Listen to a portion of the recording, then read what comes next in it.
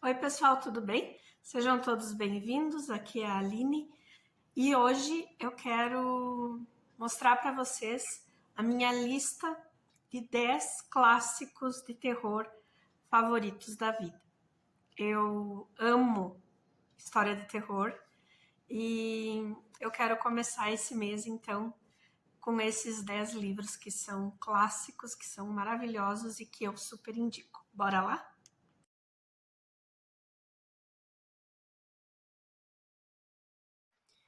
Então vamos começar esse vídeo assim. Eu separei esses 10 que são clássicos, são em sua maioria obras bem conhecidas e que eu realmente gosto muito, tá? E eu pensei assim, agora em outubro, trazer vários vídeos com listas assim de obras de terror, porque, como eu falei, eu consumo bastante, eu gosto muito e tem obras incríveis assim que super valem a pena serem lidas. E um ou outro eu vou querer fazer uma resenha porque são obras bem interessantes, sabe, que valem a pena. Mas tem alguns que eu vou trazer em listas porque eu acho que fica mais prático, sabe, para passar para vocês e poder falar um pouquinho mais assim de cada um. Então vamos lá. O primeiro que eu vou mostrar para vocês agora, ele foi publicado pela primeira vez em 1764, que é o Castelo de Otranto, do Horace Walpole. Esse livro é considerado o primeiro texto gótico da história por trazer toda a ambientação, o que veio a ser depois uma das características principais do gótico, que é essa questão do castelo, do, do horror, assim, sobrenatural, de você achar que tá vendo uma coisa e não ver, ou achar que tem um fantasma, vultos, enfim. São características que ficaram mais fortes no gótico. Ele apresenta aqui nessa obra. Aqui, eu já falei um pouco sobre esse livro, eu acho que num dos vídeos do Mil e Um Livros para Ler Antes de Morrer, onde eu falo sobre as obras que eu já li, esse aqui é uma delas. Ele, ele vai nos trazer a história de um rei que é considerado um usurpador, enfim, na região agora onde ele mora, e esse rei tem um casal de filhos, e ele quer casar o filho mais velho dele, que é muito doente, com uma menina que é da família real daquela região, da qual ele usurpou, digamos assim, o trono. E aí ele vai trazer a questão de um novo herdeiro, ele vai trazer essa questão do, do rei prometido, né, para aquelas terras, e esse rei usurpador vai dar uma enlouquecida e vai causar um caos aqui. Mas é uma história super legal, assim. Embora eu tenha lido ele ano passado, eu queria ter lido antes, porque como ele inaugurou esse gênero, ele traz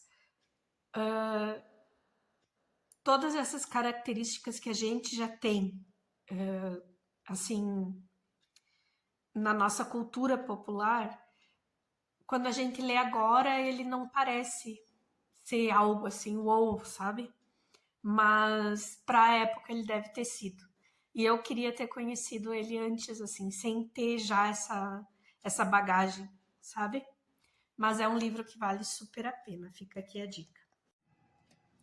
O segundo livro que eu vou falar para vocês, ele foi publicado em 1818.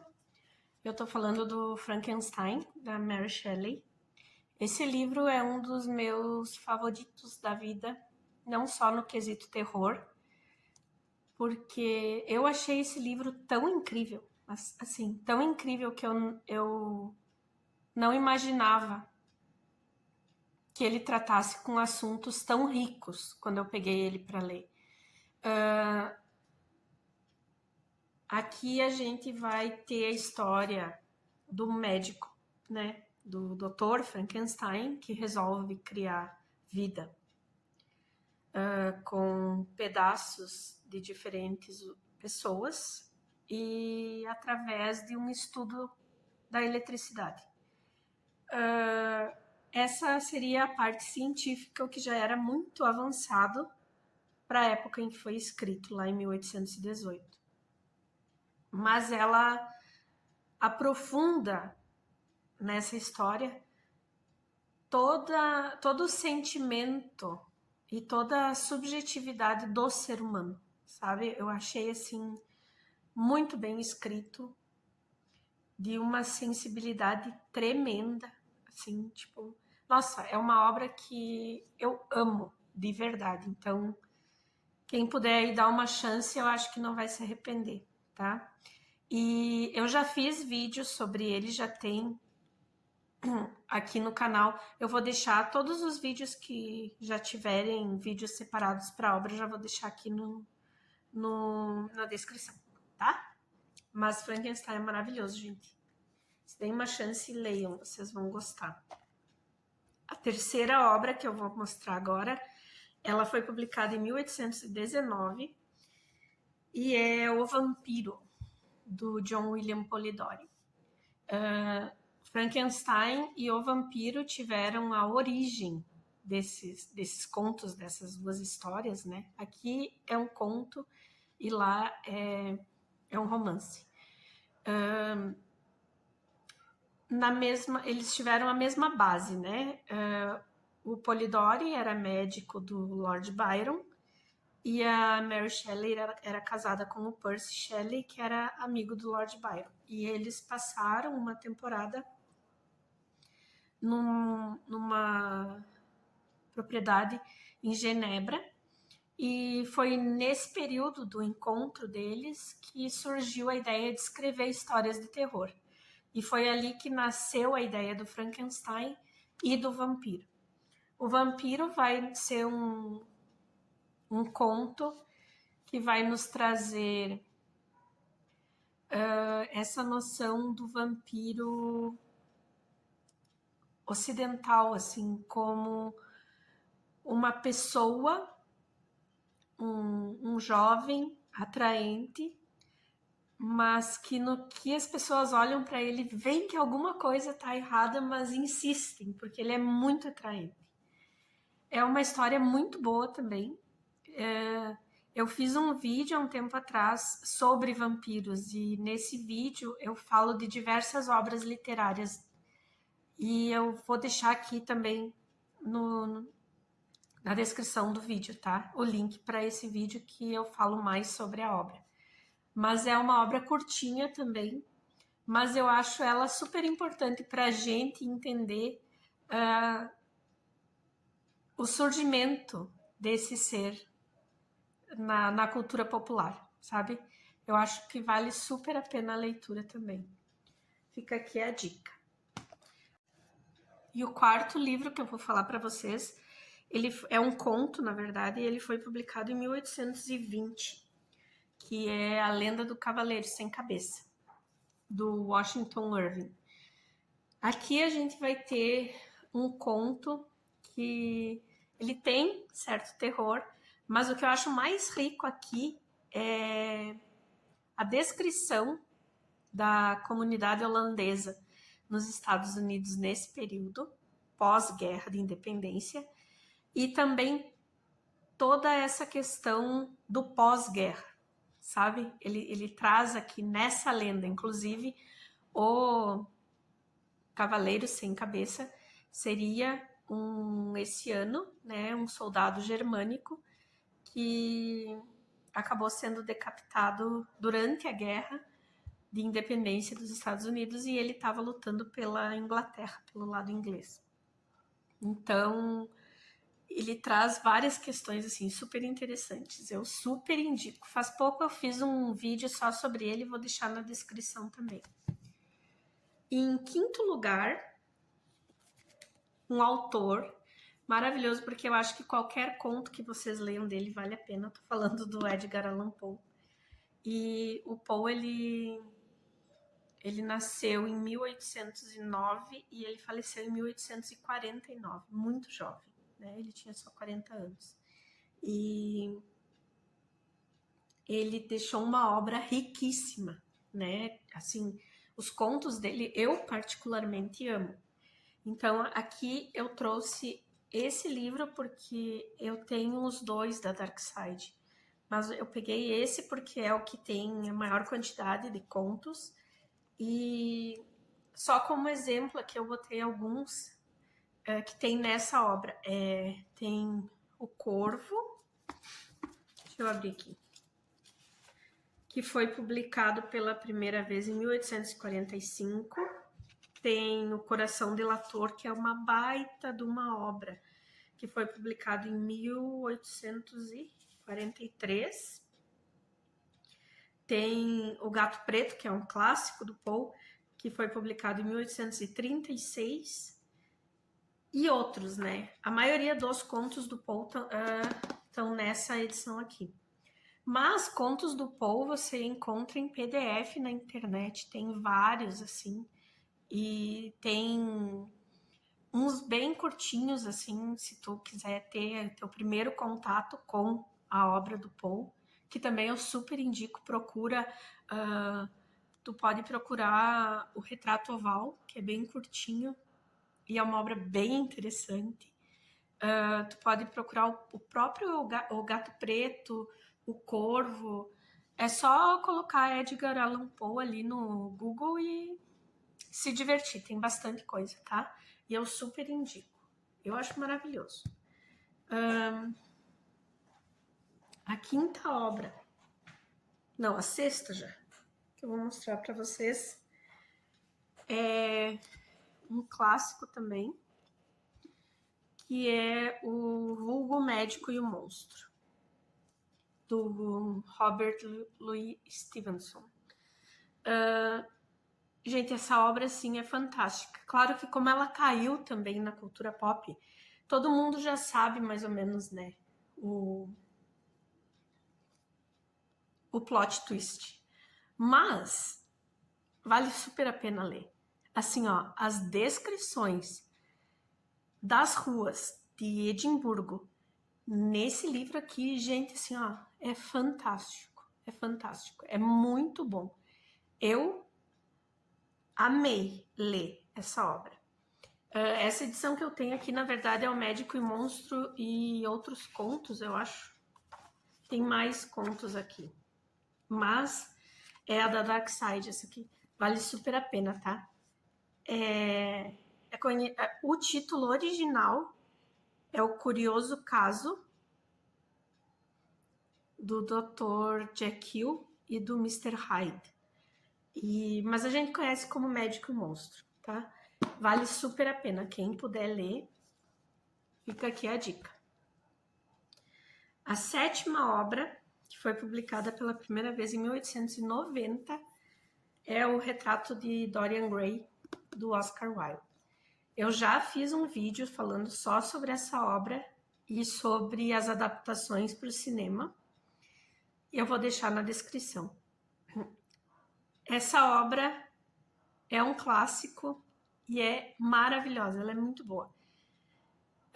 Independente do que vocês já ouviram por aí, leiam, se deem essa chance de apreciar essa obra, porque é muito boa. O Oscar Wilde foi um poeta, assim, fantástico. Ele lutou muito por essa obra. Ele foi preso, ele teve muitos desgastes, assim, por ser uma pessoa que era muito livre, sexualmente, inclusive. E ele sofreu bastante as consequências por ser assim. Mas essa obra aqui, ó, é maravilhosa, tá? E eu vou deixar aqui na descrição o vídeo também, onde eu falo mais sobre ela, tá? Aqui o que a gente vai ter é a história. Não dei bola, o Drogo resolveu participar. é a história de um jovem. Então, aqui o que a gente vai ter é a história de um jovem que vai começar a participar da sociedade londrina no século XIX, e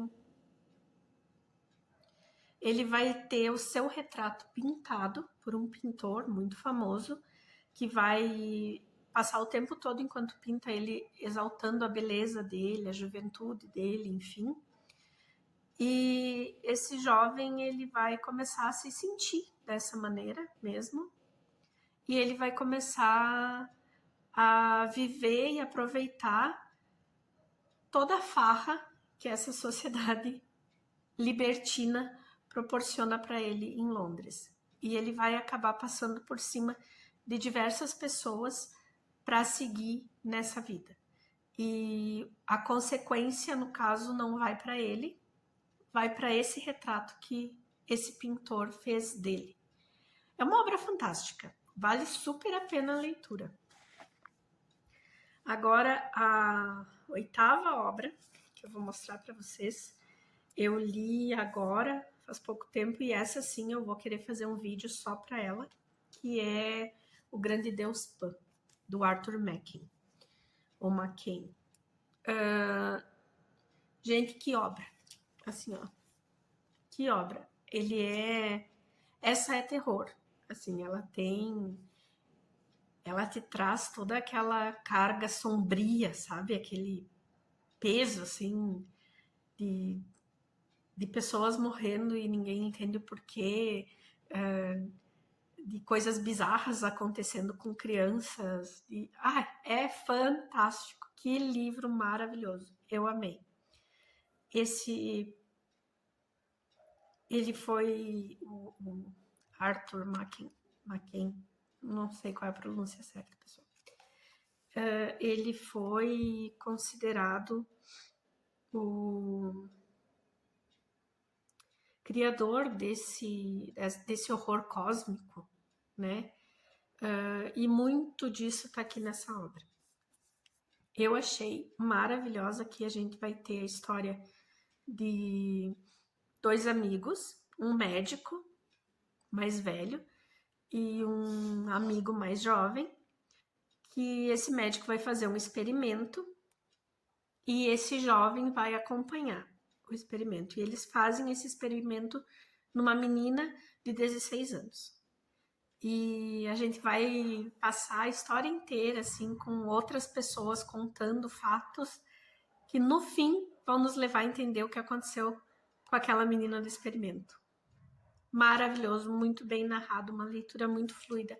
A história é curtinha, mas ela te prende do início ao fim. Eu amei essa obra aqui, tá? Vale super a pena. E a 9ª obra que eu vou mostrar para vocês é uma favorita da minha vida, foi esse livro que me fez gostar de terror, O Drácula de Bram Stoker. Essa aqui é uma edição da Dark Side Books e ela é uma réplica da primeira publicação dessa obra na Inglaterra. Eu acho muito legal, assim, toda amarela com vermelho, né? Eu achei o máximo eles resgatarem isso. E diferente do que muitas pessoas pensam, o Drácula, ele é um terror e ele é narrado de forma epistolar, então são cartas, são diários, são gravações, e quando unidas, elas vão falar de uma pessoa, de um monstro, no caso, em comum, que é o Drácula. Eu acho fantástica essa obra aqui, até porque a pessoa que vai conseguir unir tudo isso, que vai ter esse papel importante de desvendar e de fazer eles entenderem que o inimigo em comum é o mesmo, é a Mina, que é uma personagem que eu achei muito bem escrita e muito forte. Então, assim, para quem não leu Drácula ainda, eu super indico, tá? Tem um vídeo também sobre essa obra, vou deixar aqui na descrição. E o último que é o único do século XX aqui nessa lista. Foi publicado pela primeira vez em 1959, tô com a colinha aqui, que é A Assombração da Casa da Colina, da Shirley Jackson. Eu acho essa obra maravilhosa e essa obra ela inspirou diversos outros autores de terror que a gente tem hoje em dia escrevendo, inclusive o Stephen King. Então, assim, eu acho super referência. E o terror que ela traz pra gente aqui, ele é um terror diferente, porque ele é um terror que ele não vem só de fora. Ele vem da pessoa, sabe? Essa casa que tá ali, mal assombrada, ela vai servir como palco de um experimento científico, onde um professor vai convidar algumas pessoas para passarem uns dias ali. E uma dessas convidadas, a Eleonor, ela vai sentir e viver a casa de maneira diferente dos outros convidados. E enquanto eu lia esse livro aqui, ficou muito claro para mim que essa conexão com a casa foi porque ela já não se sentia mais conecta com o mundo, com a vida dela fora dali, sabe? Nossa, que leitura, gente! Esse livro é muito bom, sabe? Deem uma chance e leiam. É um terror, ele tem terror porque tem cenas bem fortes assim dentro da casa, mas a gente nota que ele é mais forte nela por determinados motivos. Vale super a pena ler e conhecer essa história, tá? Por hoje é isso. Esses são os meus 10 clássicos favoritos de terror. Eu espero que vocês gostem. Me contem aqui, conversem comigo nos comentários se vocês já leram, se tem algum que vocês queiram ler. Me deem dicas também, tá? Se tem algum clássico que você ama de terror e que eu não falei aqui, deixa ali na lista, porque se eu não li ainda, eu vou procurar ler e conversamos mais adiante sobre ele, tá? Obrigada por ficarem comigo até aqui, obrigada por estarem acompanhando aqui o canal. Eu fico muito feliz que está chegando mais gente por aqui, tá bom? Beijos e até a próxima. Tchau, tchau!